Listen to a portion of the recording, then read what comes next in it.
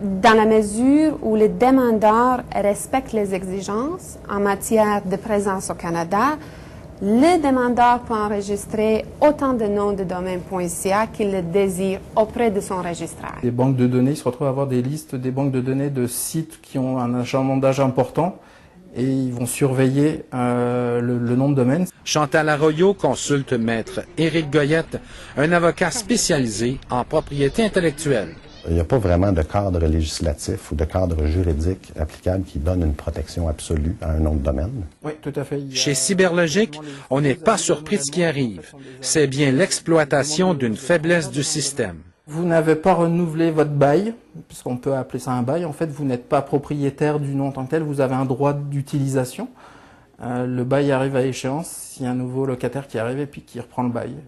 Donc là, c'est légal, c'est comme pas éthique, mais c'est légal. C'est difficile d'aller faire des poursuites avec ça. Puisque le nom redevenait disponible, il n'y a pas de geste illégal de poser.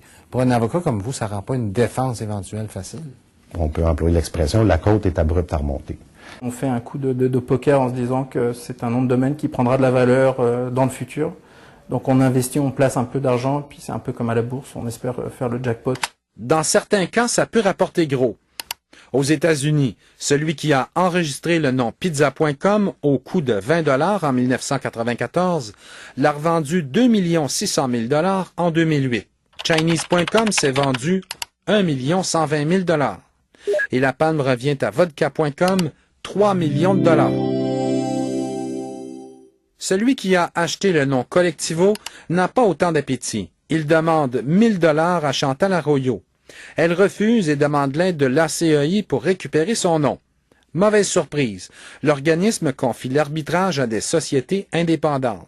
L'arbitrage va coûter 4 fois plus cher pour examiner le dossier.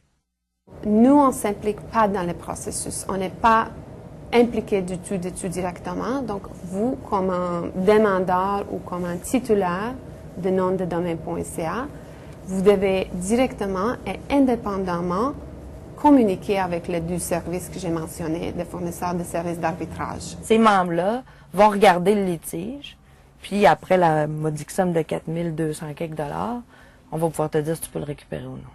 4 200 $.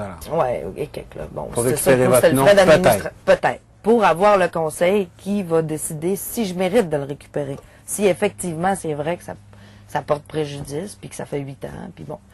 Fait que c'est sûr que j'ai pas embarqué là-dedans, tant qu'à ça, je vais donner 1000 à l'autre. Pour savoir au moins je vais le récupérer certainement. Justement, t'as pas vraiment d'identité, t'as pas vraiment de protection.